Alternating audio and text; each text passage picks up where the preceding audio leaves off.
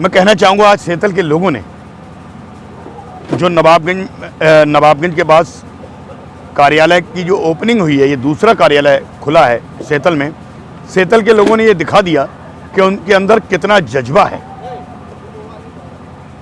वो मन में ठान चुके हैं कि इस बार मुस्लिम को ही विधायक बनाएंगे, अपने बीच के व्यक्ति को विधायक बनाएंगे। और इसी उद्देश्य से सेतल के हमारे बसपा की कमेटी, सेतल के लोगों ने जो कार्यालय का उद्घाटन किया, बहुत सारे लोगों को नहीं बुलाया गया था, कोरोना गाइडलाइंस का पालन करते हुए कम लोगों को दावत दी गई थी, लेकिन हम लोगों ने देखा कि रोड पर भी लोगों की इतनी भारी संख्या थी यहाँ पर।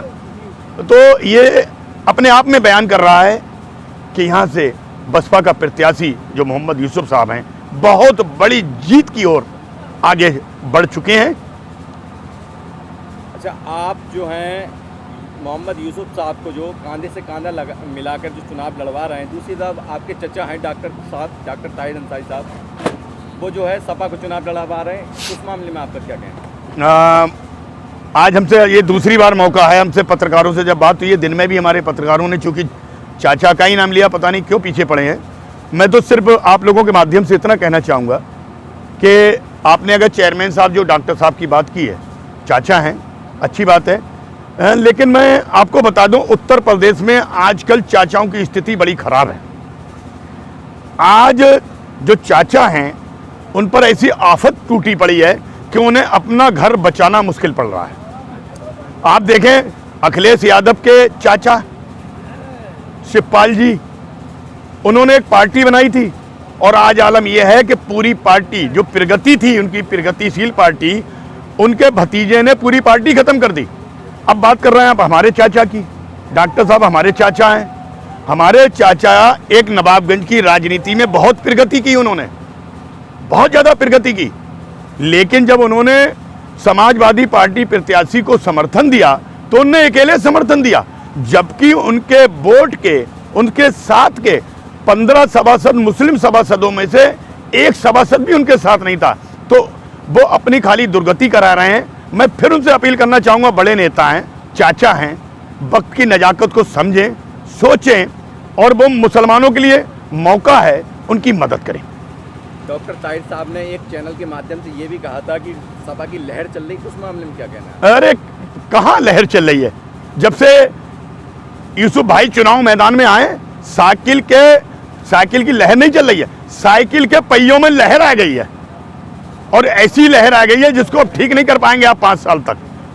अच्छा, एक और मामला कहा था उन्होंने, एक बात कही थी चैनल के माध्यम से कि यूसुफ साहब जो हैं वोट काटने के लिए आए हैं। मैंने खैर नहीं सुना है, लेकिन जब आप बता रहे हैं, आप कह रहे हैं, मैंने उनकी वो वीडियो नहीं देखी है कि यूसुफ साहब वोट काटने के लिए आए, तो मैं आपको ही उन्हीं का जवाब दे दूँ।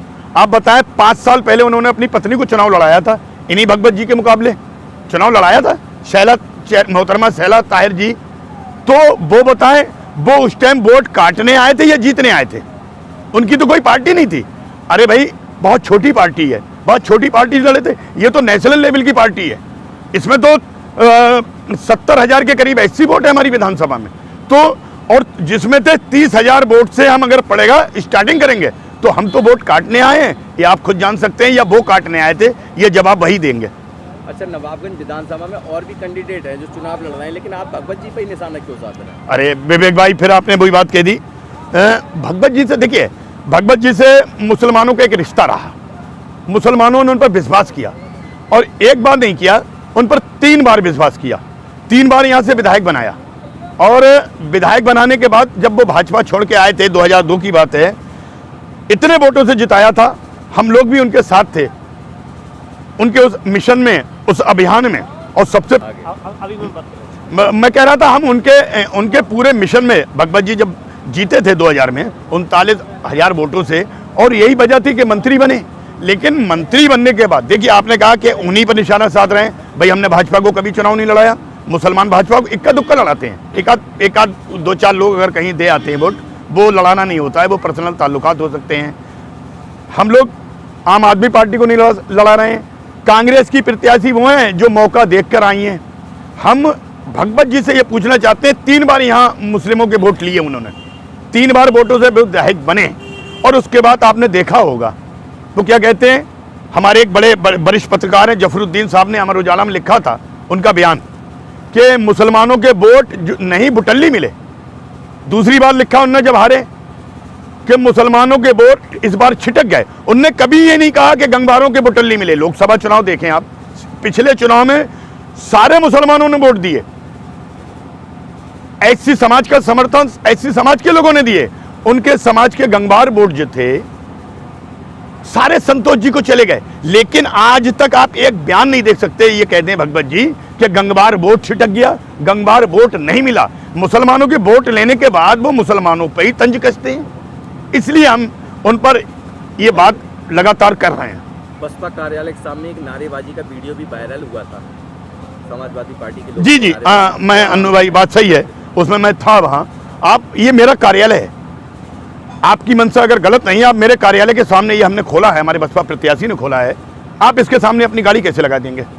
बिल्कुल ठीक सामने कार्यालय पे हमारी गाड़ी लगा दी आपने, उसके बाद आपने नारेबाजी कराई, आप जिंदाबाद। अरे भाई, आपको गाड़ी लगाना थी, इतना बड़ा रिछोला है, आप कहीं लगा सकते थे। आपने ये नीचा दिखाने की कोशिश की कि यहाँ मुसलमानों की औकात क्या है, मुसलमान यहाँ कार्यालय खोलेगा, हम उनके दरवाजे पर जाके उन्हें ललकारेंगे, उनको अपमानित करेंगे, उनको बेइज्जती करेंगे। और यही भगवत शरण गंगवार जी ने किया और उन्होंने ये जताया, उन्होंने ये दिखा दिया कि देखो ये तुम्हारी औकात है।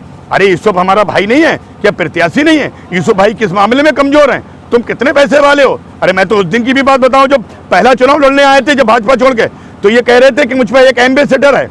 भगवत ने तो कुछ नहीं कमाया राजनीति में, मुझ पर एम्बेसडर है। अब बताएं ये पेट्रोल पंप 2-2, 3-3 कहां से आ गए? ये बारात घर, ये होटल बताएं, ये संपत्ति बताएं कहां से आ गए उन पर जब एक एम्बेसडर थी?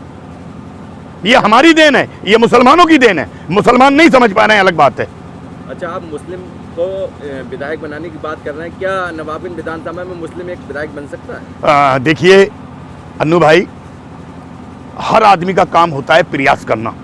मैंने, मेरे और मुस्लिम साथी, मैं अभी एससी समाज की बात नहीं कर रहा हूँ, एससी समाज ने तो एक कसम खा रखी है। मैं आपको दूसरी बात पे आऊँगा। एससी समाज के लोगों ने कसम खा रखी है कि हम अपनी बहन जी को देख रहे हैं, अपनी बहन जी को मजबूत कर रहे हैं। हम उनके यहाँ जब वोट मांगने जाते हैं मना कर देते हैं, आप मत आइए, ये तो बहन जी का कट्टर वोट है, हम बहन जी के अलावा किसी को वोट नहीं देंगे, ठीक है ना? अब वो बहन जी के साथ तन मन धन से लगे हैं। और आपने जो सवाल किया था मुझसे कि हम मुस्लिम विधायक यहाँ बना सकते हैं, जिस तरह से ऐसी लोगों ने एक जुस्तु की, ऐसी लोगों ने एक मिशन चलाया, क्या हम वो मिशन नहीं चला सकते? जी, हम उसी, हमारे मुख्तियार भाई लगे हुए हैं, हमारे सारे साथी हैं, मेंबर साहब, तलत साहब हैं, शहीद भाई हैं, हम एक जुस्तजू में लगे हुए हैं कि या अल्लाह, हमारा जो मिशन है, हम यहाँ मुसलमान बनाना चाहते हैं।